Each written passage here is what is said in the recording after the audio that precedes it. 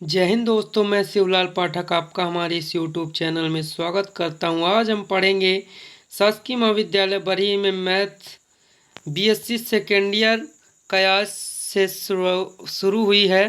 तो पहला पाठ है अमूर्त बीजगणित, मैथ से पढ़ाया गया है। तो कॉस थीटा प्लस आई साइन थीटा की पावर एन, हम जानते हैं कि कॉस थीटा प्लस आई साइन थीटा की पावर एन बराबर कोष्टक कॉस एन थीटा प्लस आई साइन एन थीटा होता है, ये याद रखेंगे। तो आज शुरू हुआ है द मावियर प्रमेय।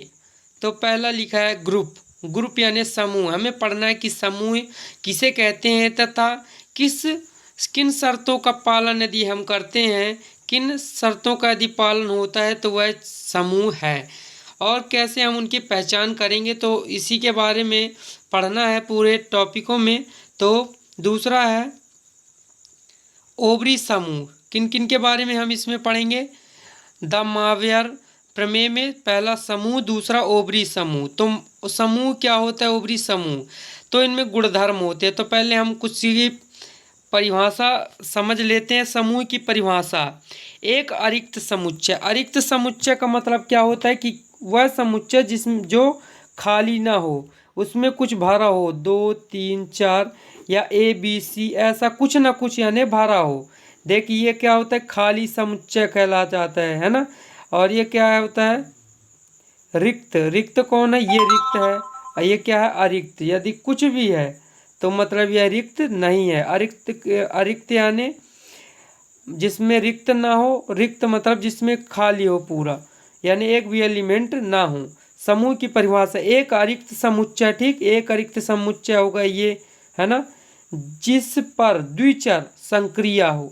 द्विचर संक्रिया मतलब कोई बीच में संबंध हो, दो अंक हो, उनके बीच एक संबंध हो, है ना, संक्रिया हो, परिभाषित है, तब ओ बीजी संरचना, बीजी संरचना समूह कहलाता है। तो बीजी संरचना किसे कहते हैं, देख लेते हैं। बीजी संरचना तो उसे कहते हैं जो बीज गणित के कुछ चिन्ह, है ना, बीज गणित के कुछ चिन्ह बीजी संरचना कहलाते हैं। जैसे बीजी संरचना कौन कौन से उसके अंतर्गत आते हैं, प्लस आता है, इंटू आता है, डैश आता है, और ये होता है स्टार, है ना।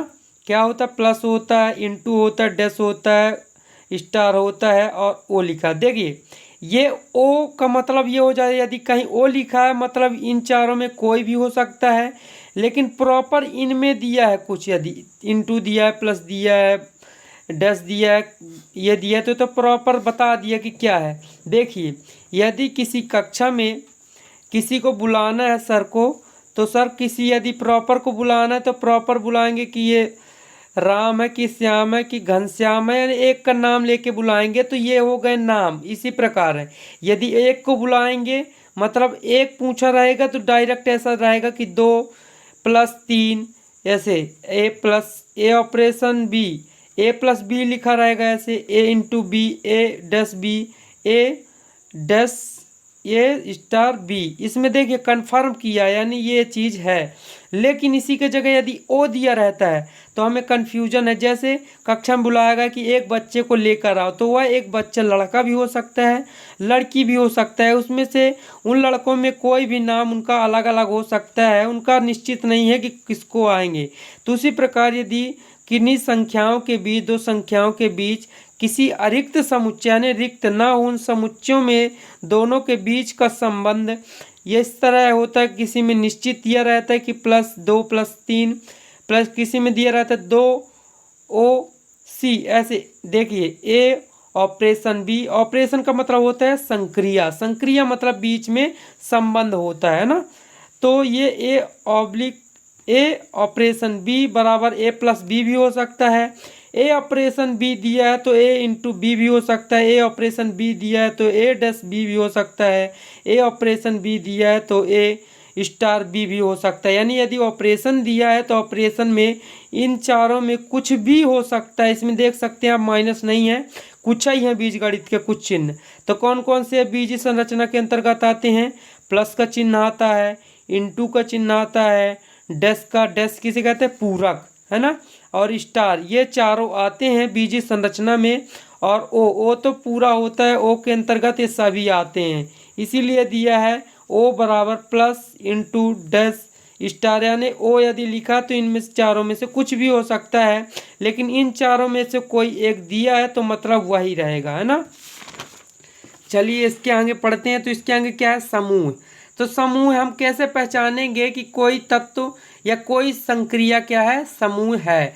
तो गुणधर्म इसके लिए है एक रिक्त समुच्चय जिस पर द्विचर संक्रिया पर, द्विचर संक्रिया मतलब जिसमें द्विचर संक्रिया लगती हो। तो द्विचर संक्रिया कब लगेगी, जब मिनिमम 2 एलिमेंट होंगे, ए बी या सी डी कुछ भी, यानी 2 एलिमेंट जब होंगे तो क्या लगेगी, संक्रिया लगती है।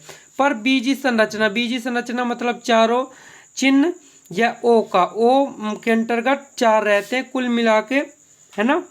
तो 7 गुण धर्मों का पालन करना है तो वह समूह कहलाता है। समूह कौन कहलाता है, जो द्विचर अरिक्त समुच्चय जिस पर द्विचर संक्रिया पर बीजी संरचना के साथ 4 गुणधर्म का पालन करता है, 4 गुणधर्मों का पालन करता है, वह समूह कहलाता है। देखिए समूह में क्या अंतर है कि समूह जो है 4 गुणधर्मों का पालन करता है।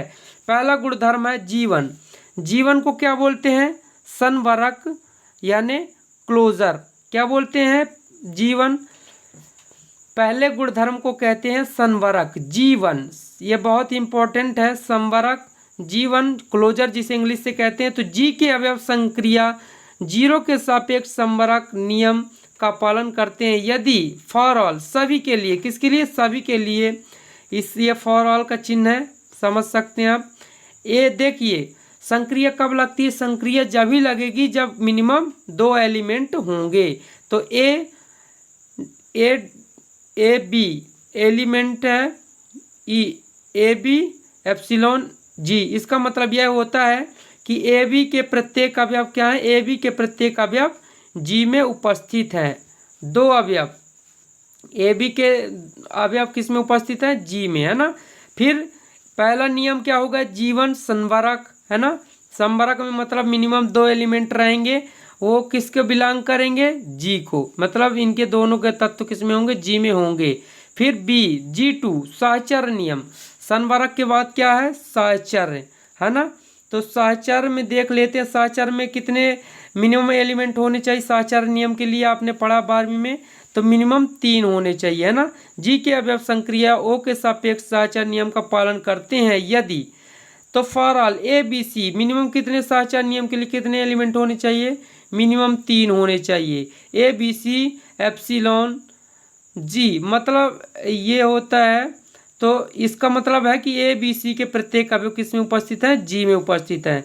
तो ए ऑपरेशन बी, ओ दिया है, ओ दिया है मतलब कुछ भी हो सकता है यहाँ डैश हो सकता है यहाँ वो गुणा हो सकता है यहाँ इंटू हो सकता है इसमें स्टार हो, यहाँ भी हो सकता है स्टार और इंटू, कुछ भी हो सकता है। इसी प्रकार दिया, देखिए ए ऑपरेशन बी कोष्टक बंद ओ सी। देखेंगे हम जब हम इनको लगाएंगे तो क्या करेंगे, 2 का 2 पेयर बनाकर ही करेंगे। जैसे ए ओ बी तो कितने, 3 नहीं हुए ना, एक पेयर इसको मानेंगे एक इसको माने, कुल मिला के 2, और ये एक पेयर ये।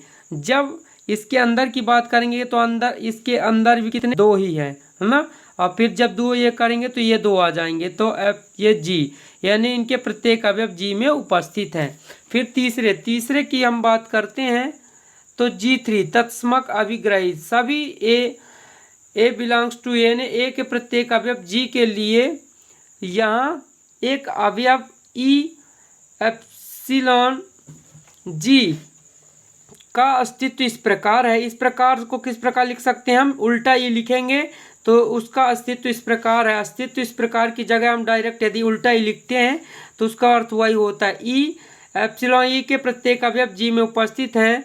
There exist a operation E, तो ई का मतलब क्या होता है, ई एक क्या होता है, तत्समक अवयव होता है। ई क्या होता है, तत्समक अवयव का अस्तित्व, है ना। तो तत्समक अवयव का अर्थ कितना मान होता है, 1 होता है।